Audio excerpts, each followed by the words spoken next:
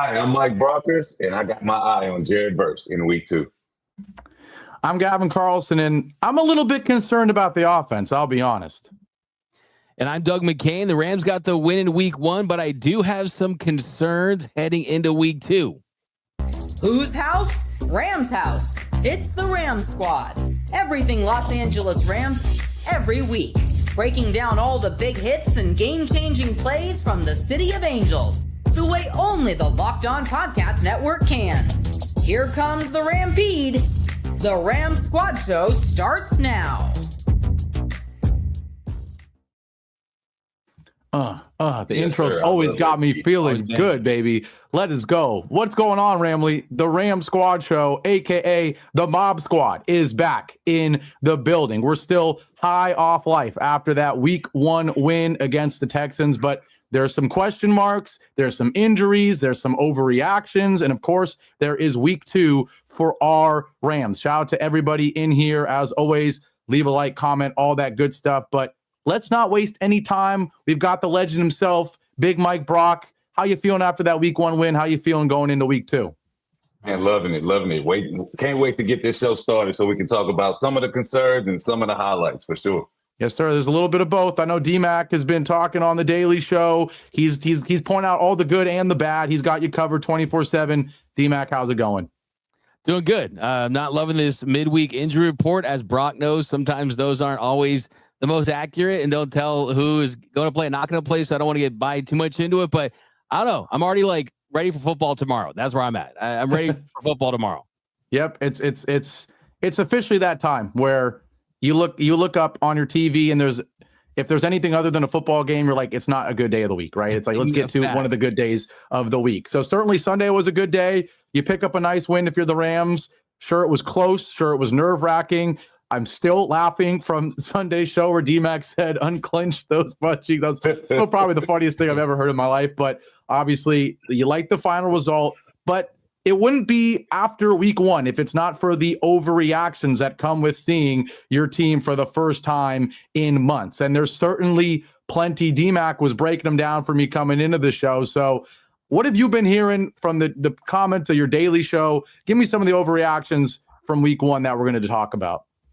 So I think the first overreaction has to do with Jared Verse. And Jared Verse comes into the season, all this hype, someone that won Defensive Rookie of the Year. He also could be a guy who wins Defensive Player of the Year, has that kind of hype. And people looked at the box score. They looked at just kind of his overall line. They were saying, wait a minute, where's the sacks? But then we got the PFF grades, and we saw how well he performed. A PFF grade over 90. And even though he did not get a single sack, you saw the pressures. He was going up against Cam Robinson, is going against Ursi, and there's some of these mismatch advantages. And look, overall, I mean, this is a guy that plugs. Have you seen some of the? I watched the all 22. My man's getting triple teamed, right? My man's looking like he's getting Aaron Donald treatment out there, and he still led the team in pressures. And I think the best is yet to come for Jared Verse as far as just getting home. And Brock, I mean, let me ask you this: you're in the mix with the coaches and you're in film room, like the sacks mean a lot to a player, but it's not the end all be all when it comes to evaluating how effective a guy is at pass rushing. Yeah, I mean, I think that's the biggest thing about, having the fans kind of, rule the game as far as having fantasy and all these things. Like sacks, it's a good thing. It's a good feeling. Obviously as a D lineman, that's like the high is getting a sack. But man, there's other things in a game that you need. You need somebody setting the edge. You need somebody staying in that gap in a run game, things like that. So for me, it's like, I wasn't a big sack leader. I didn't have a bunch of sacks, but, I was a guy that continued to do his job throughout the whole season. And, I wasn't really out due to injury and things like that. So for me, sacks isn't, all end all be all, for a D lineman. So when you get the pressures and things like that, and also, I don't know, bro. I don't know how y'all feel about PFF grades, bro. Ever since I started hearing about PFF grades and seeing those shits, come across the screen, I don't agree with them, to be honest with you. I don't really take heed to any PFF grade. I think it's just a way for agents and guys to throw a number up there. Oh, I had 90%, pass rush rating. And, so I don't really agree with PFF. So for me, it's all about, man, did you do your job? Were you effective on the field? Did people feel your presence? And I think, when you have that Aaron Donald or on you. You have 3 blockers on you. At sometimes it's hard for you to get off. It's hard for you to make plays. So for me, man, definitely still high on Jared Verse, but you definitely want to see more, especially going into week 2 versus a team that gave up 6 sacks. So that's what my eye is on going into week 2. Yeah, I definitely want to respond to the whole PFF grade thing. The PFF grade thing is kind of funny because it's like you have guys all coming together watching things. And yes, there's some things that are just obvious, right? Like pressures and things like that you can calculate. But the funny thing about it is, like, I don't know, man, if you were like, I don't know, I've been in math class one time and like, I got the answer, but my teacher was like, hey, you got to show your work. You know what I'm saying? Like, right. Show their work, right? Like, and I think that's kind of what Brock is kind of referring to there. And the good thing as far as, hey, if you do, here's my thing too. Like, I like stats when they fit my narratives, right? As long as it fits my narratives, I love the stat. And with Jared First, he led the defense with a 90.6 PFF grade. That was right behind Nate Landman and led the team with 4 pressures. And 2, I mean, Brock, there's things like you cause a holding penalty, which he did on the very first snap of the game. You draw attention. It's like I mean, when these guys are, sliding over these contract offers to you, it's like there's so much more that's involved that, like, there's the eye test thing. And I think that's kind of like what it does for Jared Verse. But let me ask you, did he look stronger out there? Did he look like he kind of looked like more of like a dude, more of like a man? Because I feel like I love watching that jump year 1 to year 2 from a strength standpoint. I mean, just from the eye test, and you too, Gavin. I mean, because it felt like he just looked like he leveled up a little bit from that standpoint too. Obviously, but when all the eyes are on you, especially in the past game, when guys are making their, like I said, you got that AD aura. When guys are making it initiative to say, hey, block number 8. I don't care what you do before you get out. The tight ends and running backs, chip number 8 before you get out. Help out on this guy. So you don't really get that much. You can't make as many plays because everybody's eye is on you offensively to not allow you to make the plays and not allow you to wreck the game. So for me, it's like you said, that year 1 to year 2 is obviously because year 1, nobody really knows you. Nobody has film on you. You can go out here and get the one-on-ones you really want. But then year 2, guys know you. You're on film, things like that. So to really see this jump is needed for Jared Verse. Yeah, no, Brock, you stole exactly what I was going to say there. For me, what I want to see, it's great that he's getting stronger, he's getting bigger. You always want to see that year after year, right? It's about how you adjust to their adjustments, right? Like you just said, Brock, you have the luxury of coming in. And I mean, I think for a pass rusher, it's a very unique thing where you maybe come in and it's, I don't know, 80% about your athleticism and maybe, I mean, tell me if I'm wrong, but I feel like it's of all the positions, pass rusher, it feels like one of those where it's a lot about your athleticism. And then, of course, your technique is in there too, right? But you come in kind of using 1 or 2 moves, just being really quick and strong, then they're going to adjust, right? Whether it's chipping you, whether it's just having a better tackle on you, right? Whatever it is, like, then it's how do you get more creative? Can you add a spin move or Brock knows the moves more than I do, but that's what I want to see is sort of that development. But to answer your question, DMAC, I do think he's going to kind of understand that there's more eyes on him, more hands on him, and use that strength to kind of soak up more space, if that makes sense. That's what I'm looking for. And some guys are really good off the ball too, right? You don't always have to be dominant on the ball to impact the game. As you point out, getting chipped, all those little things, drawing attention, getting taken on so other guys can eat is big too. But like every now and then you can get a stat, they can just like smack someone up on the head. You know what I'm saying? Like for like the naysayers, the haters. And I'll say this, for all those sack hungry people out there, Aaron Donald, when he had 20 and a half sacks in 2018. Brock, I know you know this, did not have a sack until week 4. Right. He didn't have a sack until week 4. So it's like the sacks are coming and they're going to come in bunches. And I'm very, very confident it is. Because I mean, look, Kobe Turner didn't like have his best game, right?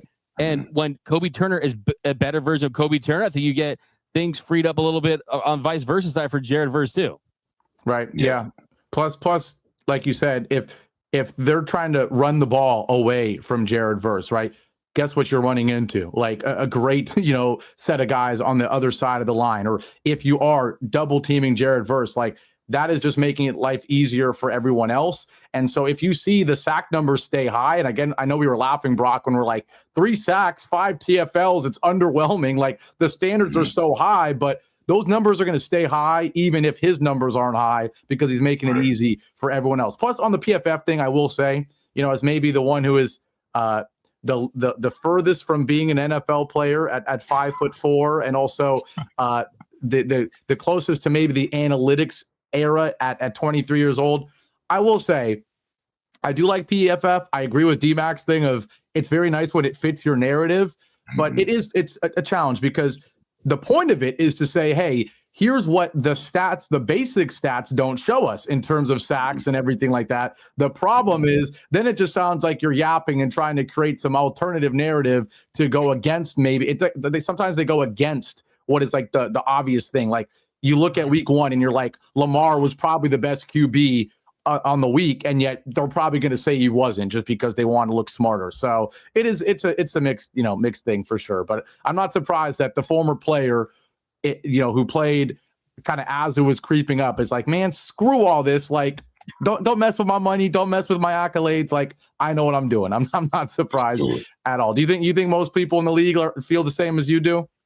I mean, maybe not now. It's like you said, it's a lot of younger guys that have kind of grew up in this PFF era where they look at the PFF and, oh yeah, I had, 6 pressures and I had 80%, like, for me, it's like, bro, did you have tackles? Did you have some sacks? Were you mentioned in the game? Like, was your name called in the game? Like things like that, So for me to say, I had 12 pressures, I didn't get a sack, but I was just back. Like, what is a pressure? Like, identify what that is, does that, you getting is that, the ball, you getting the quarterback off the spot and he still moves around in the pocket and completes a pass. Is that still a pressure? Like, you got to be honest about it. So that's why I don't fully agree with the PFF, whole ordeal. But I mean, that's just me. That's my opinion.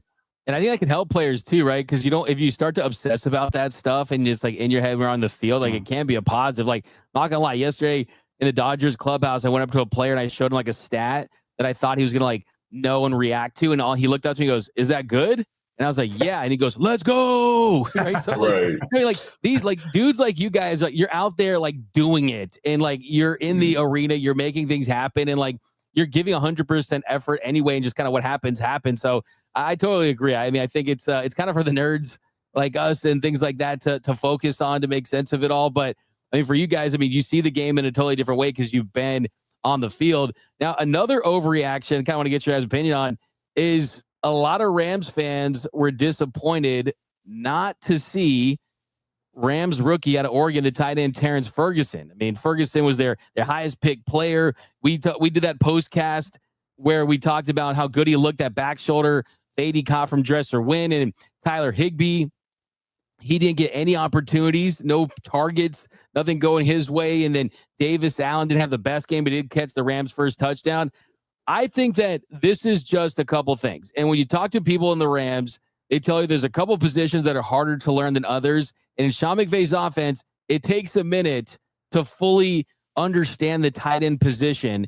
And then also you factor in that Devontae Adams got his first week. You want to kind of go a little traditional there. And then you got the running backs. You've got other guys you're starting to work in. And I think that it's only a matter of time. I'm not making too much of it that Terrence Ferguson did not go out there and get 15 targets when it's Devontae Adams' first game and you still have Puka Nacua playing well. So some people are. I'm not. Yeah, again, you're stealing my point, you guys, because come on, what we have to be a little realistic here. We've got a quarterback who did not show his face for half of the offseason. We've got a number 2 weapon in the offense who already would have to learn a new offense, but again, didn't get to work with this quarterback very much. You've got, question marks on is your left tackle going to play or not? Then he does. You got question marks on who your backup running back, who's the wide receiver through wide receiver for. There's too many question marks, guys, to expect it all to just happen at once. We're not just going to implement 4 new faces at once. And also, guys, Davis Allen with a huge touchdown catch. Like, I get it. I want to see Terrence Ferguson too, but that shouldn't be the takeaway, in my opinion, is that we didn't see him when we did have a Davis Allen touchdown, which was massive, and we saw Puka and Devontae ball. Like, let's ease. I don't want it all to happen at once. Let's just be grateful. We're fine. And tight end is probably the hardest position in the NFL other than quarterback to learn. even outside of Sean McVay offense. So imagine in an offense like this where there's 12 personnel and then there's 11 personnel and there's motions and there's chipping and then, right? Like, come on, let's just take a deep breath.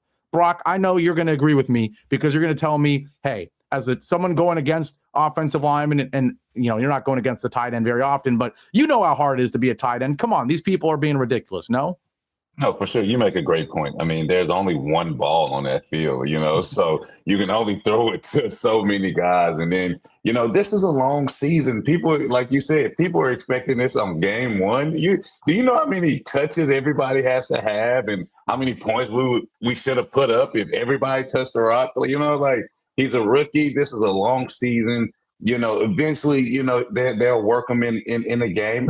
And I like the fact that you don't work them early because you're not showing everything. I know that might lead into a whole Tutu Atwell conversation is, let's not show everything early. Like, this is a long season plus playoffs, So, hey, let's put a little wrinkles in here, adjust off of those wrinkles, then throw some new stuff in the middle of the season, when you played, your division opponents one time and then you have something totally different the second time around. So, for me, man, it's definitely, like we say, is a big overreaction. I think fans just want to see the guys, but let's work them in slowly. Let's trust the process, trust his organization, trust the coaching staff and his organization to slowly work these guys in. They'll get their touches, man. It's 17 games, man. It's a long season. So I definitely look forward to him to get some playing time throughout this season, but, not looking for a highlight reel in game one for sure. Yeah, they always want to just kind of unwrap those presents, right? They want those shiny new toys just because it's new, right? Like, everyone loves new. Like, new's awesome. New's like, okay, I want new. But here's the thing, though. This is what I've been stressing is if you wanted to see Terrence Ferguson, if you want to see more Terrence Ferguson, if you want him to have a role in this offense, well, then what you got in week one is going to probably accelerate that because Higbee not getting one pass thrown his way, Kobe Parkinson almost screwing the pooch, as they say, and fumbling there on the 12-yard line. And then Davis Allen, I mean, the one catch, was a 13-yard touchdown, but he wasn't good in run blocking. So if you're going to see Terrence Ferguson, I think it's going to be sooner than later just because the tight ends didn't have their best afternoon. Hey, can you just imagine, it's Devontae Adams' first day and he gets 5 targets and Terrence Ferguson gets 15? What are you expecting? You know what I mean? As you guys pointed out, long season, don't want to game plan, don't want to show everything. It's still early. So I think this is one of the least of our worries. I do think it's pretty interesting that you didn't see a lot of Jarquez Hunter or very much Jarquez Hunter at all, and that Schrader was in the mix. And clearly it probably is an indication that, we've seen with the Rams for so many years, you kind of go with the guy that you think can help you more on special teams if he's not going to get a big role in the offense. So, yeah, I mean, we are kind of spotting the pimple on a model here. You know what I mean? It was a pretty darn good week one win. But we gotta buy into it, man. If anything, it's kind of like Rams Mythbusters right now, just a little bit and pointing out some of that stuff. But I do think I'm going to disagree with Gavin on the offense in the next segment. It feels like. Yes, I think you will. That's what I was about to say. I think we are spotting pimples, but I don't know if it's a model yet. I think it's solid, right? It's solid. So when we come back from the break, we'll talk about the offense. Ice Spice and Lotto. You see Ice Spice and Lotto, the VMAs? See that new music video? Yak, what is it? Yacht.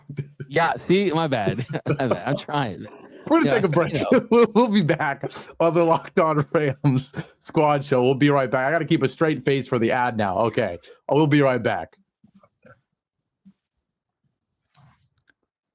Now, on this Thursday day, whenever you're listening to this show, it is brought to you by 5 Hour Energy Transfusion. It's time to fuel up and turn it up with 5 Hour Energy Transfusion. This grape, ginger, and lime flavored shot brings the iconic taste of a golf course favorite to a non-alcoholic boost. Perfect for sinking birdies or making great memories with friends. It's a hole-in-one for your energy game.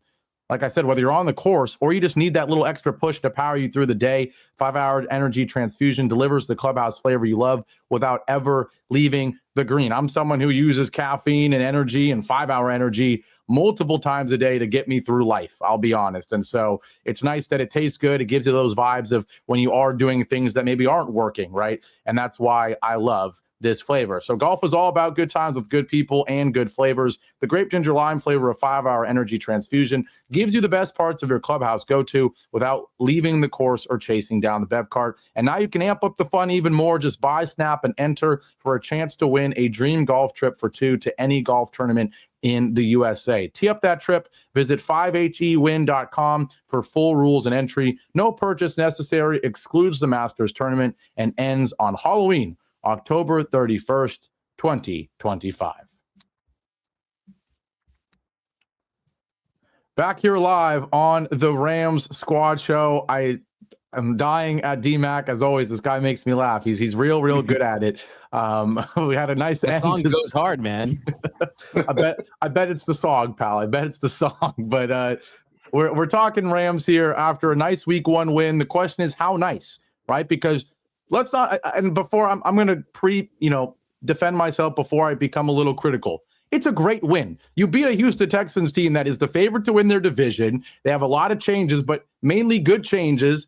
This looked like a better offensive line. It looked like a better play calling system for the Texans, and you held them 9 points, and you scored 2 touchdowns. You won the game with a quarterback that you didn't even know if he was going to be able to get up after his first hit, right? There's a lot of positives, right? I do have to say that. That being said, as DMAC hinted, we're going to talk a little bit more about the offense as a whole and the performance because I go back and listen to the show that we did, and I'm sitting there going, we are very amped up. We won the football game, but if you didn't tell me the score and you just listened to that show, you would have thought it was maybe a 24 to 20 win, right? Or a 28 to 21 win or something like that. We did score 14 points, right? There's some need to be concerned, and we'll start with you, DMAC, because you've been saying a couple times you think this team has the shot to have a top 10 defense and a top 10 offense for the first time in over 2 decades. Am I a fool for being concerned about the offense? So I think if you're going by just the overall production and you're looking at how everything ranked compared to the other teams in week 1, then that would lead you to be concerned. They were 22nd in success rate, 17th in DVOA. They were 20th in EPA. They had 18 first downs. That was 19th. You had a Rams team that only scored on 22.2% of their drives. That was 29. So yeah, all those are numbers, and I'm telling you, they mean nothing. Like, they really mean absolute. To me, they do. To me, they just mean nothing just because it's a new team as far as the overall chemistry. Yes, you got the returning pieces, but there's just so many things. Like, key offensive linemen went out during the game that I think impacted the run game and the efficiency of Kyle Williams. Devontae Adams did open things up significantly. I think I saw like Puka Nakua's in the slot like 65% of the time, which was a huge difference. And then I think, too, you're kind of drawing things up differently for this group as a whole. And then you're kind of feeling out Matthew Stafford, too. You don't want to extend him too much. And he actually, I think, performed pretty well. So I still think that, yeah, it's been a while. Like, this team hasn't scored in the first quarter since week 1 against the Bills last year. So they've kind of struggled in the regular season offensively. But I think the pieces are there. I think that's the big difference. The pieces are there. And also, too, I think we're going to look back and say this is one of the best defenses in the NFL in week 1. Yeah, I'm curious, Brock, because you talked about it. I thought it was great insight of just how the defense typically has an advantage at the beginning of seasons, right? And in addition to that, a lot of people talk about how offenses typically remain good, in season, right? They can string that together versus defenses are a little more variable season to season. Just because you were the number 1 defense last year, it's really hard for you to do that again. Whereas offensively, the Ravens, maybe not the Chiefs now, but the Bengals, right? They're always the number 1, number 2 offenses because it's a talent thing. Mm-hmm. Take me in the mind of, a defense, right? And how you adjust as the season goes on and maybe how that compares to an offense. Is it like the defense is studying the offense every week and the offense just does their thing? Right? It's like you guys are kind of reacting to the offense, I can imagine, versus the offense just kind of gets to be themselves every week. Or do you envision the Rams and, of course, Sean McVay adjusting week to week and controlling the narrative maybe? Like, what does that look like between the offense and defense as the season goes on? Especially with that staff, with Sean McVay, he has his way of calling games. He will adjust based on his foundation of what he likes. He loves 11 personnel. He loves, especially with having 2 tight ends that can catch and can block. throwing a little 12 in there just to mix it up. But there's rarely you will see a lot of 13 and things like that, So for me, to see this, to see the offense like this early on, it doesn't surprise me because, like I said, Matthew Stafford, he was out, during the off season, and it takes a little time to get an offense clicking. When the timing has to be right, everybody has to get the checks. Like I would say, it's harder to play offense than it is defense because all you're doing on defense is attack and react. Stay in your gap. For the most part, unless you aren't Aaron Donald, you don't have a gap. You just get in the backfield. But for the most part, offenses have to have time together. They have to have a clicking mechanism for them to look good throughout the season. I think it will get better throughout the season. That's the one thing I know about Sean McVay and his staff is like the offense will get better. When it comes to defense, like you said earlier, man, it's definitely you're just reacting to the offense. You want to have a staple on how you play. Obviously, you want to what we say is earn the right to rush the passer as a D lineman. You want to stop the run. You want to get them in long distance situations, long down situations where it's 2nd and 15, 3rd and 17, things like that. So you have the opportunity to guess, at a higher rate, like they need to pass the ball. So you make the team one dimensional. So if you can do that defensively, it's always going to be a great day for you. If you can push a team to always need to throw the ball or, every time they look up, it's a, 3rd down situation where it's 3rd and 15, where it's a high possibility of them not making that. Then like, okay, it's gonna be a long day for that offense. So for me, man, the defense is an attack react type deal. You have to be able to have your staples on defense, but as offense, man, you have to be able to watch film, adjust, things change throughout the season. People go people go down. The offensive line, offensive line goes down. You need to adjust how you call the calls. So for me, man, it's a lot harder to get going as an offense than it is a defense.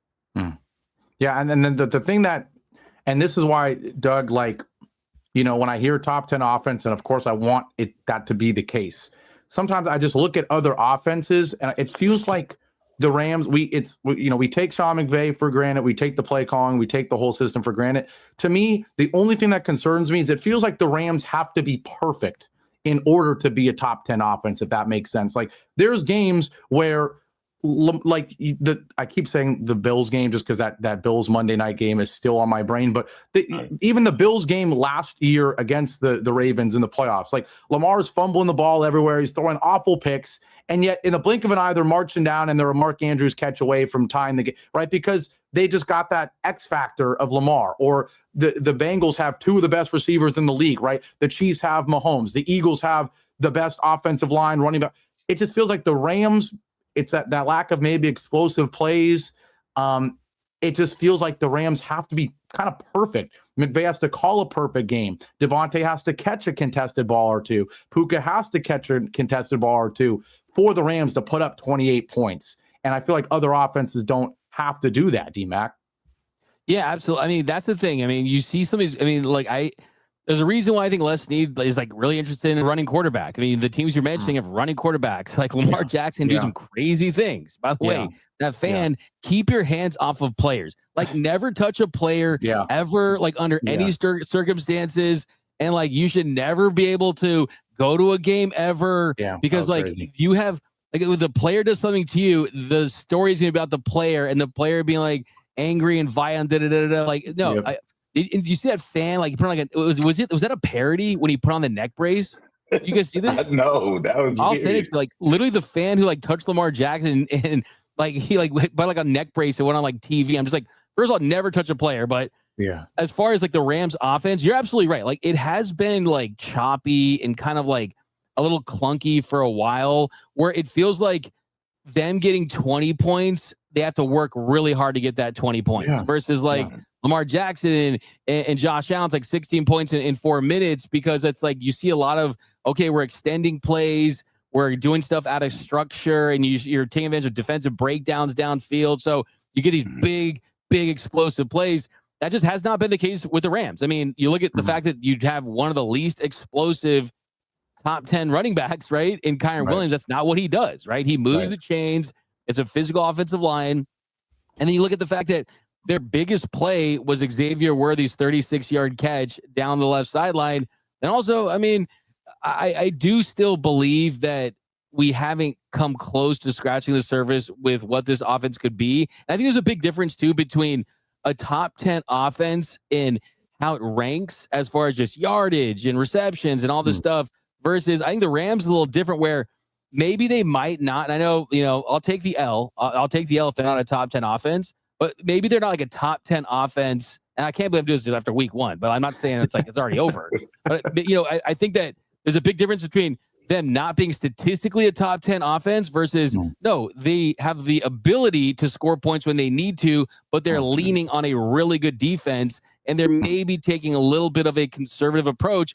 But let's not forget, I mean, look at the game they had against the Bills last year when they went crazy when they needed to, right? Yeah, like they still have a guy that can make crazy throws. And I'll kind of hold my opinion on what I truly think about if this offense is a concern.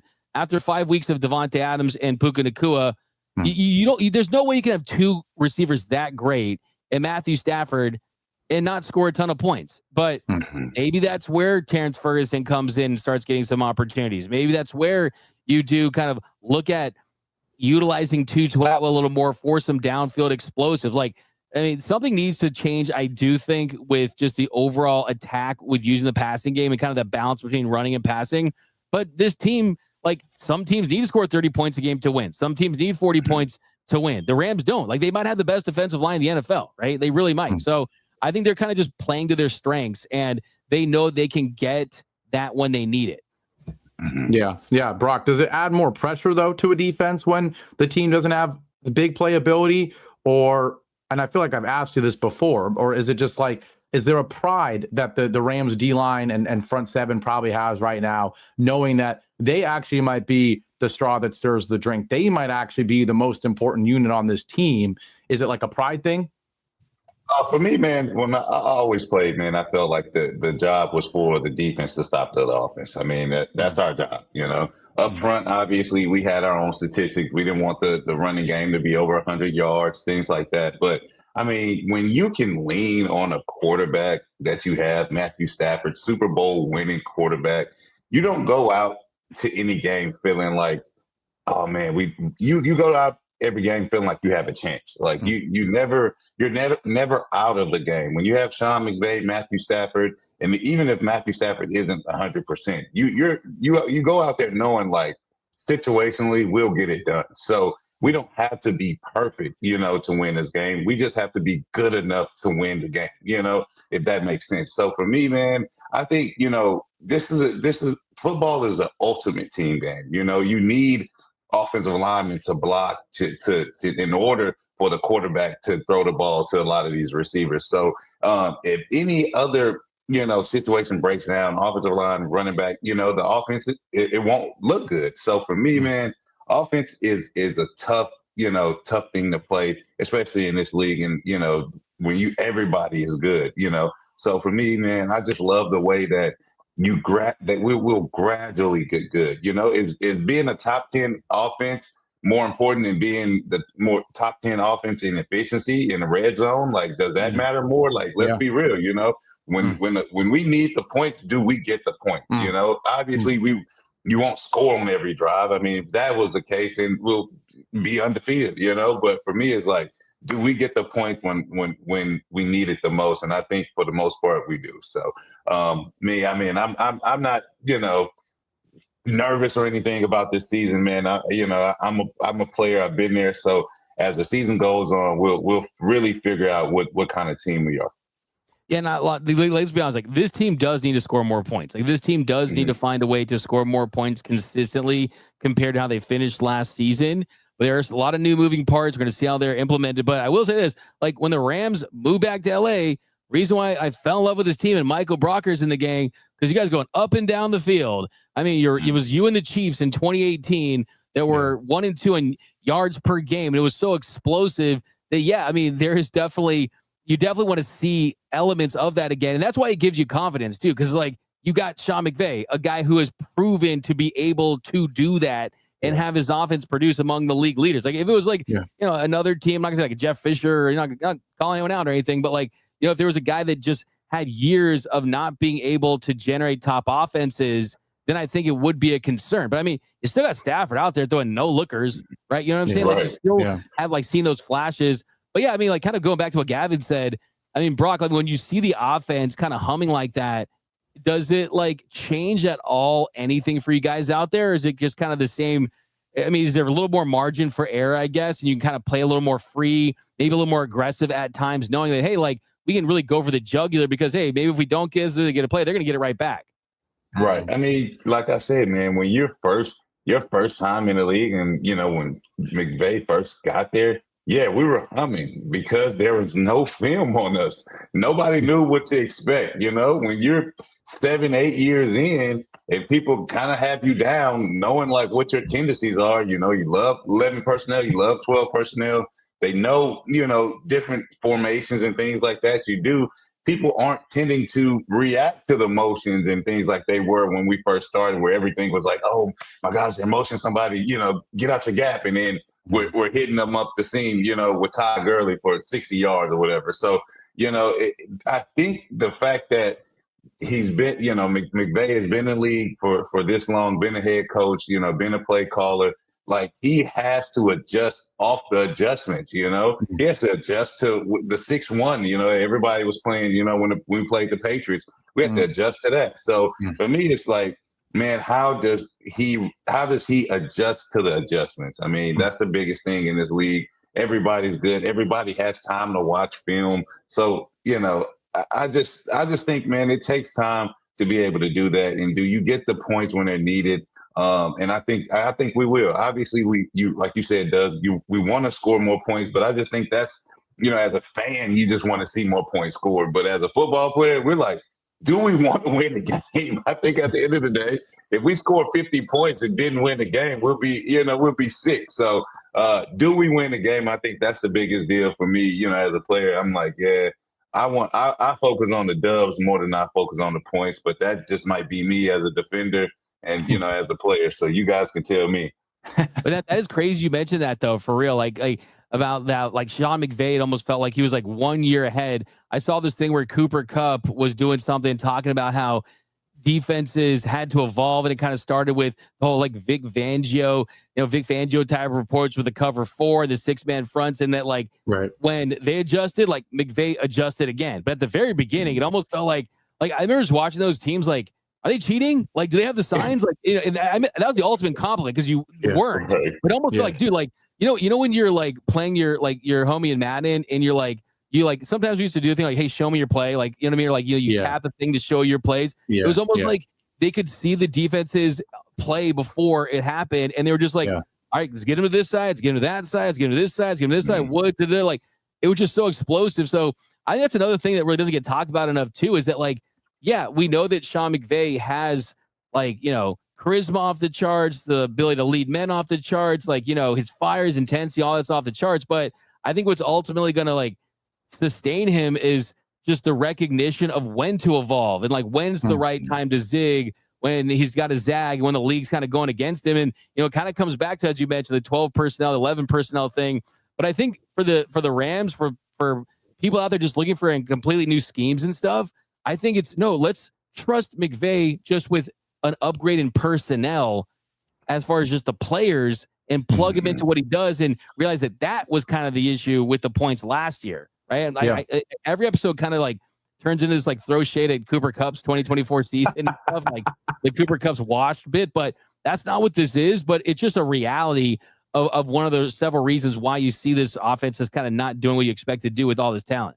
Yeah, and not only, you know, last year's Cooper Kupp, but I was going to say something right before you said the time. And again, this is the third time now that you guys are reading my mind, but you can make an argument that this offense is, I mean, maybe it's not even that crazy of an argument now I think about it. It's more talented than that team that's putting up 54 points against the Chiefs, right? Like you're saying, D-Mac, right? That's a Jared Goff-led team, and no diss to him, but this is Matthew Stafford, man. Like, I get it. Cooper Kupp was nice, but you can make the argument that Puka is almost nearly as nice, right? And then I'm taking this Devontae over that Robert Woods, right? Like Gurley at that time, unreal, but Kyron's not that much worse, right? You can make a very legitimate argument that this is a much more talented offense personnel-wise than that. And then the interesting thing is, like you said, I feel like there's stages to the adaptation of the defense. It's like it starts in McVay's doing something that's never been seen before. Then it's like, okay, we found this one thing that might work against it. But then guess what? It's like McVay knows there's only one thing they can do to stop us. So I just got to make one tweak, right? Then once it's okay, you tweak to that tweak, like you guys are saying, then it's a chess game. But I do feel like McVay does call a different game than he did back then. And not only because the other side has evolved, but because he does understand that this is not a big play team. This is not a fast-paced team. This is a team that's evolving into we want to win games 21-17, not 42-35. And that's fine, right? It's a more stressful thing. It's maybe a less enjoyable thing, but it is nice knowing that the same way you would like your offense to have a floor of 21 points every night, it's almost nice to know that your defense has a floor of never allowing more than 3 touchdowns, right? And that's a nice peaceful thing to have. And Brock's there as the defender saying, heck yeah, right? So we're going to take our break. It isn't, okay, yeah. I was going to say, if we're going to break, it is really interesting, though, like you bring that up, like kind of the comparisons between that offense and that team versus this team, because I think the one kick in all that is like, yeah, like you're probably right for sure when you look at just like position by position. But you look at that team and you're like, dang, bro, like they had a lot of, like Brandon Cooks could do it. Like Gerald Everett could get you a couple of touchdowns, you know, like Robert Woods was just like a dog, you know what I mean? And like, to me, the big kicker in all of this is like, I mean, I have no shame saying it's like peak version of Todd Gurley is better than the peak version of Puka Nacua and the current version of Devontae Adams. Like we're talking about like an AP, like 2,000 yards from line of scrimmage, Hall of Fame trajectory, like that. Like that Todd Gurley, like was just like it almost like, you know, breathtakingly good. So it's like, it kind of makes you wonder, like, does this Rams team, like, yes, you have a lot of talent, but do you actually have anyone on this offense that is like absolutely in his peak prime superstar? Like a Todd Gurley, like I don't know, like you could, but like Puka Nacua certainly I think has the potential to get there. But Matthew Stafford, I think my point is that I'm not dogging this 2025 Rams team. I think they're going to the Super Bowl, but I think they're greater than the sum of their parts. Versus like that 2018 team was like, man, Gurley was so insanely good that if like, you know, if I could take like that Todd Gurley, put on this team and like even like not have Kyron and Devontae, I probably would. Like he was that good. You know what I'm saying? So it's, you know, it's all fun. Now we're getting into the whole, like, would the dream team beat the redeemed team? You know what I mean? Like, I kind of hate those, but like, you know, it's, you know, we can go all day, but like, you know, Brock, what was it like to see Todd Gurley, man? Just, I got to ask you, man. Like, wait, we got to take the break. I'm going to get Cliffhanger. When we take the break, Brock is going to tell us about Gurley, and then I'm going to laugh about something we just did talking about the offense. I'll tell you after the break because I thought it was pretty funny. But we're going to take our break. And Mike Brock's thoughts on Todd Gurley right after this.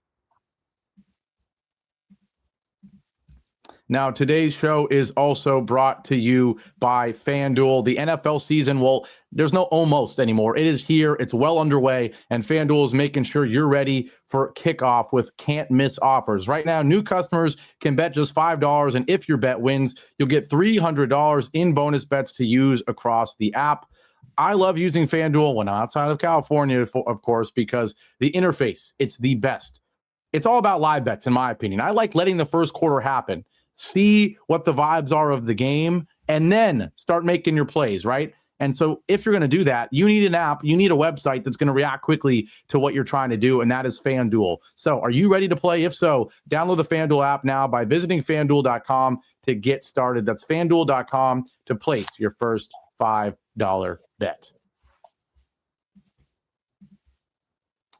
All right, cliffhangers are aside. It's time. We're back on the Mob Squad, the Ram Squad show. Brock, give it to me. Todd Gurley. Yeah, I mean, watching Todd, you know, when he first got into the league, you know, it was crazy. But as he gathered himself and, you know, we got into those years with Sean McVay, because we leaned on him heavy. And, you know, when we were in St. Louis, we gave him the ball every rep, you know. So, you know, seeing him kind of make the plays that he made, I was like, wow. But then when we got Sean McVay on the staff and, you know, he was able to use him and put him in the positions to make plays, dog, you know, just seeing him gallop up and down the field, dreads just flowing, nobody could catch him because people don't realize how big he was. He was like 6'3", you know, 6'3".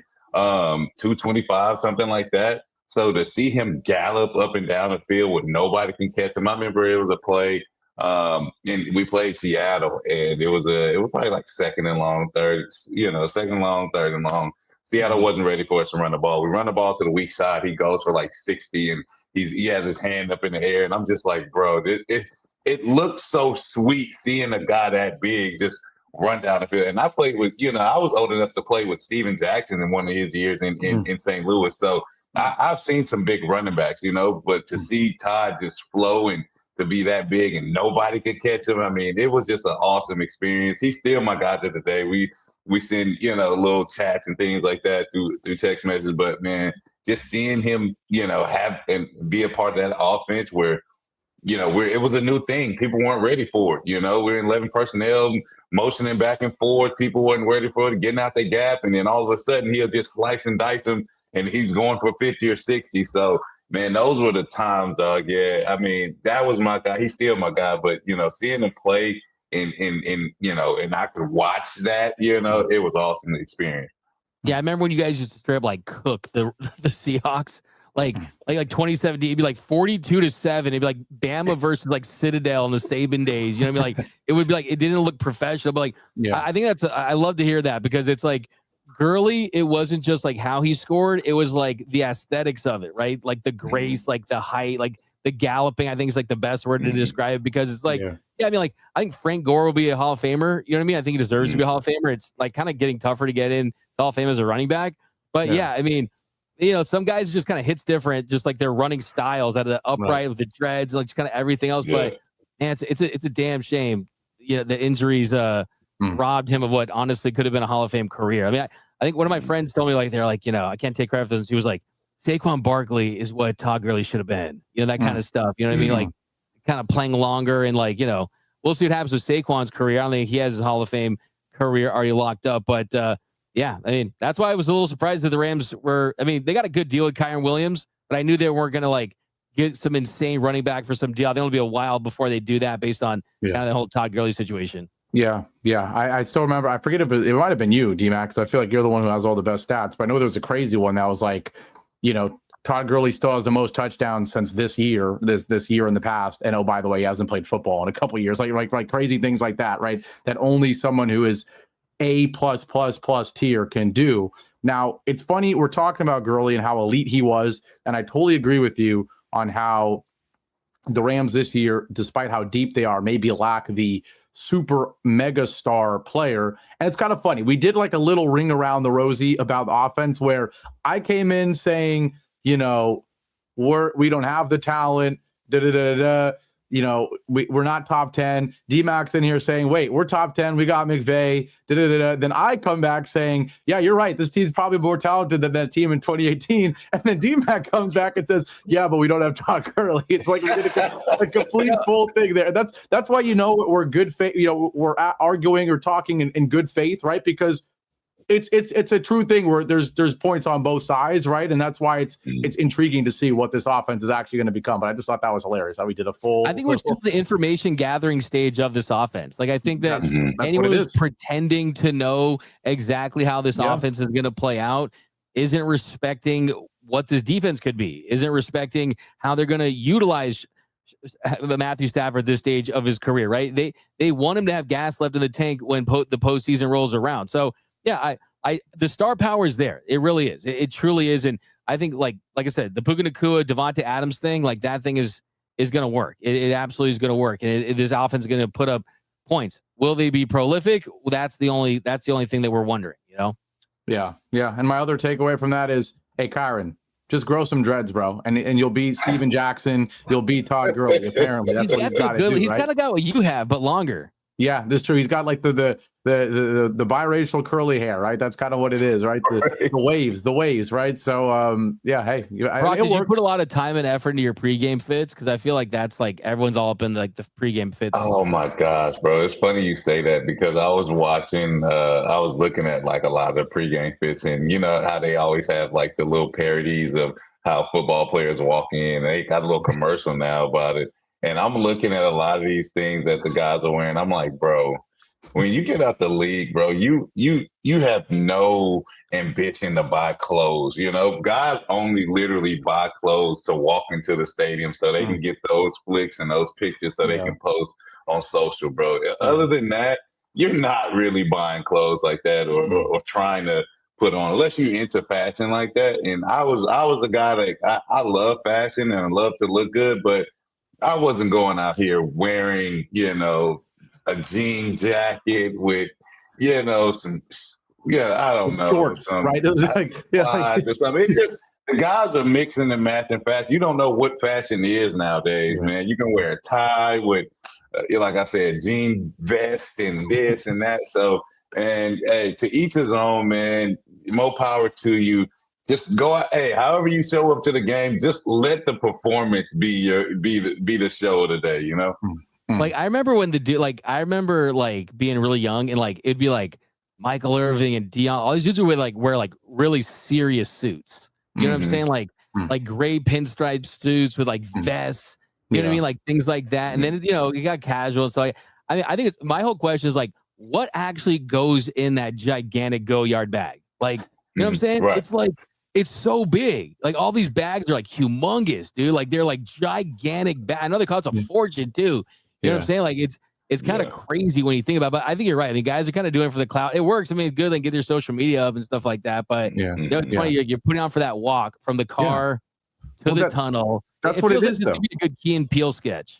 You're right. But that's what it is, though. Like I've had people be like, "Who would ever wear that out?" And then I go, nobody, including them. They don't actually wear that out, like you're saying, but they wear it from the car to the locker room. Like half of them don't even put it back on for the post game, right? Like at least like in the NBA, one thing I noticed, and maybe it's I would never taken pads off, and I can imagine the last thing you want to do is then put on some crazy jean jacket fit again after. But at least in the NBA, they come in wearing some foolishness. They play the game, they shower, and they put the foolishness back on when they sit at the press box or the press conference. Football, they're always just doing it in they've got their cut up undersleeve shirt and they're showing how strong and massive they are while they're talking about, they're not wearing that same thing after the game. So yeah, they wear it for 8 seconds and it costs more than my net worth. So, hey, I guess it's hard to wear a lot of stuff when you got ice bags on your knees and on your elbows and maybe you're bleeding on your forearms. So. Maybe they deserve it. Maybe they get to do it when they also are bleeding after the game. Maybe they have the right to wear something drippy for 10 minutes on the way in. Maybe I'll shut up. And here's the thing though, like I'm telling you, I've been in like baseball clubhouse for the last 5 years, right? Like Shohei Ohtani, like Mookie Betts, like all these guys, like never once have I seen ever them wear sunglasses in the locker room to do a post-game press conference like Devontae Adams did. Like, to me, that's what's up. You know what I'm saying? That is like, that's fire to me. You know what I mean? Like, you got the sunglasses on. He's got the denim outfit on. Like I don't know, man, like, let's just be honest. Like, if you rank it, like, it's kind of like NBA and NFL players are kind of like competing for like the cool factor, and then it's like baseball, you know what I'm saying? And then it's, you know what I mean? It's like, but like, I guess you can't include Brock Purdy with the whole like Banana Republic vibe, but like, you know what I mean? Like, definitely, like, would AD put a lot of effort into his pregame fits? I mean, AD wore custom fits. He wore a lot of custom things, so he'll have some stuff that somebody probably you designed for him or something like that. So, but yeah, no, it wouldn't be that serious as to be wearing, like I said, like a jean vest with a collar and a tie and some big wide jeans. Like, it wasn't that serious for him. Like, he just wanted to be comfortable. He wanted to look nice going into the tunnel and things like that. And he wanted his game to show for itself. So yeah, he didn't really focus on the pregame attire too much. Yeah. Fair. I mean, I like when they wear like a nice little oversized tee, graphic tee, something, have the ice out, make it dress up with the ice and maybe, a rollie that costs more than my life again. But I like when they pull up in the oversized tee with like some player from, like if Kyron pulled up with the Steven Jackson oversized tee at the next game, like that'd be kind of sick, right? I don't know. That's just me, but we're going to take our last break. We do have to talk about the game that's coming up, but it's funny. We enjoy talking so much that we forgot the Rams are playing week 2 in Tennessee against the Titans. Maybe we're overlooking the Titans, the fact that we've gone 55 minutes without talking about them. The question is, are the Rams overlooking them? And what's going to happen. We'll make our predictions. We'll do that after our last break here on the Mob Squad Rams Squad Show. We'll be right back. Now, finally, on this Thursday, we're just a couple days away from week 2. And today's show, it's brought to you by Mazda.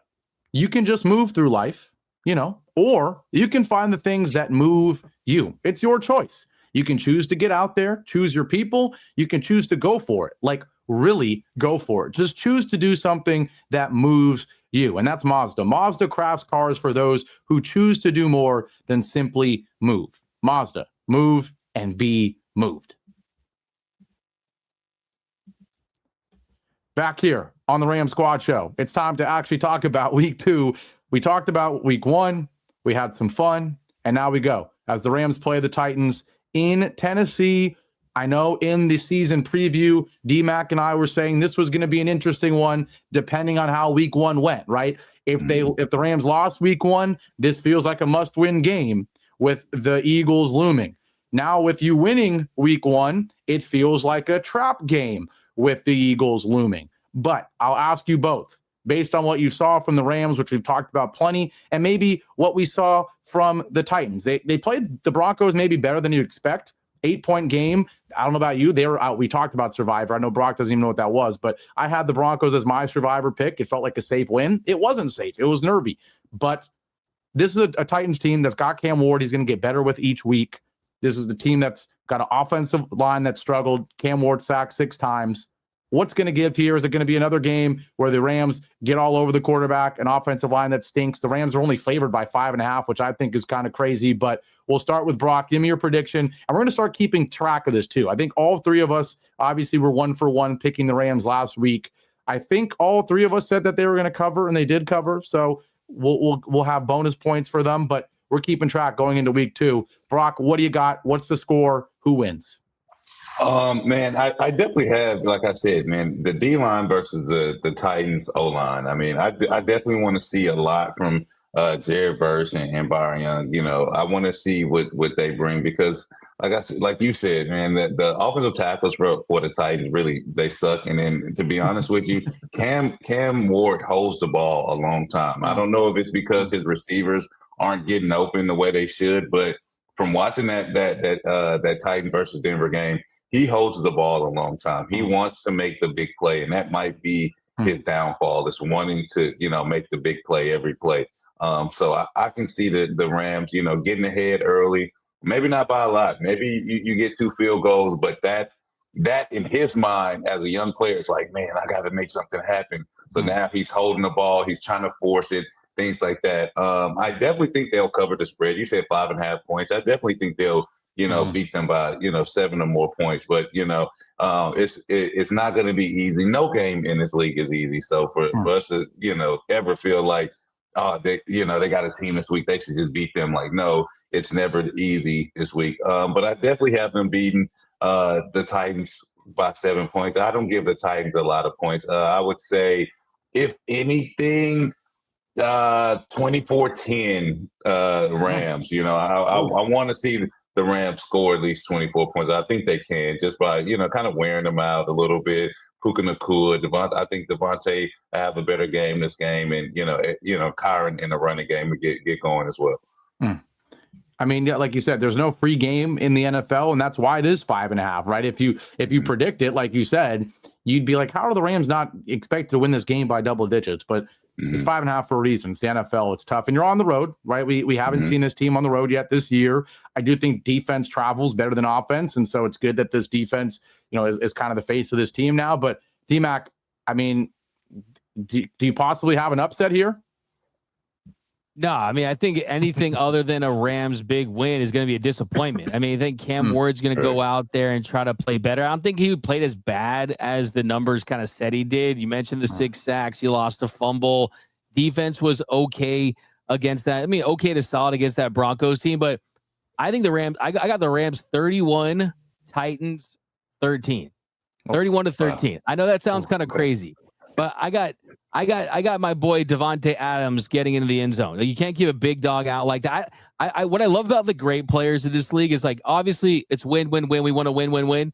But like, he knows he should have scored. Like he knows he should have had more yards, because that's what the great players do. Like, they know what they're capable of. And I think that, he's at night rolling around his, big luxurious bed mansion, whatever, thinking, I'm getting in that end zone in Tennessee. And then you see more of the same from Puka Nacua. The stability of the offensive line, there's some injury reports in Havenstein, Avila, and Dotson. We'll see. Hopefully those guys are able to go dealing with some ankle injuries. But I'm hoping for a big statement in week 2 from the Rams offense. I think my number one thing, we might not get a win that big, right? But I do think that my number one thing is I don't want to see the offense do, quote, just enough to win this one. I want the offense to kind of be one of the reasons why they dominated this game. So that's my hope. So I'm going to try to put it out there. Yeah, no, there's certainly a scenario where each week is another week. Pick a lot. You want to pick a lot, just do it. Come on. The Rams are going to win this football game. Come on. I mean, it's the Titans. I'm sorry. Come on now. And I'm tempted. You like you said, this is a Keep It 100 podcast, but I don't want people to suddenly turn me into this like Rams hater or anything. Like, the Rams are way better than the Titans. I'm sorry. The one thing I will say to keep it consistent with what I've been saying is as much as I totally agree, I would almost rather see Cam Ward surprise some people, but the Rams win 28-21 in a high-scoring game, just so that we know that there's a peak for both. However, I don't expect that, right? The Titans' defense is actually quietly pretty good. It's not like the Broncos are the best offense in the world, but you held them to 20 points at home. The game was closer than that for a lot of it, and I just don't see the Rams going from scoring 14 points at home to suddenly putting up 27 or something, as much as I think it's a possibility. I'm still going to go low scoring here. I still think it's a big win, though. I'm going to go 20-10. Rams still win by double digits, and I don't think it will be a nail biter. I just think the same way D-Mac saying I want the offense to not do enough to win, I still feel like maybe you don't show everything, right? Maybe you don't roll out Terrence Ferguson in the fourth quarter when you're already up 17-3, and then the Titans score to make it 17-10, or right? You know what I mean? So I'm just going to see it as one of those games where the Rams probably lead like 14-3 at half, and they just kind of cruise to a simple win, which is fine. The last thing you want, or the worst case scenario, is you start behind in this game, because then you really have to do everything to win this game, when you would like to make it easy with the Eagles next week. But we'll see. Give me your week 3 pick. Make your week 3 pick. I want your week 3 Eagles score. Come on. Never too early. See, my hot take here is I think the Rams are going to score their most points in these first 3 games in week 3 against the Eagles. And I mean, obviously the Cowboys played better against them than we would expect. Jalen Carter being out the entire game certainly helps. But I also do think, like, the Rams might just have to abandon the run game in that game with how good the front seven is for the Eagles. But I'm not really afraid of that. I think it's maybe going to force the Rams to kind of just unlock what is going to be their strength as the season progresses, which is, like we're saying, it being a Puka, Devontae. Let's air it out. Let's remember we have Matthew Stafford. Let's remember we have 2 amazing receivers. And I think it's going to take maybe being down a touchdown against the Eagles. It's going to take having Kyron get stuffed by a Jalen Carter and a Jordan Davis for McVay to go, all right, I've had enough. Ferguson, get out there. Tutu, get out there. Devontae and Puka, go deep. Let's air raid a little bit. And we might see a game like a Bills game where it's a high-scoring affair, because the Eagles are going to score points as well. Right. I don't know. That's just me. You can't even see it. I got my hands up. You can't even see it in the tiny window. But I'm going like this. Don't crucify me now. I'm not making a game pick, though. You see how I dodged the question? I just said it's going to be a high-scoring game, and I'll leave it at that. But it should be fun. We'll see what happens in week 2. We'll have more overreactions, because 2 weeks is still not enough to not overreact. But certainly we'll know a little bit more about this team after Sunday against the Titans. We're going to wrap it up. Shout out to everybody. Leave a comment, subscribe if you haven't already, like all that good stuff. You know D-Max got you every morning, and we will be back here live after what is hopefully a 2-0 start for the Rams. So we'll see you guys on Sunday. Whose house? Rams house. Give me the LA. Give it to me. I know D-Max going to rip it. There it is. And I'm going to go leave, and I'm going to go look for a denim jacket or something to wear on the next show, just to make Brock cut the sleeves off. You'd be perfect. Just to make Brock lose his mind. Victory shades. There we go. Some Devontae shades. There you go. Some Devontae interview shades. All right. Peace out, everybody. Whose house? Rams house. Let's go Rams, baby. We'll see you on Sunday.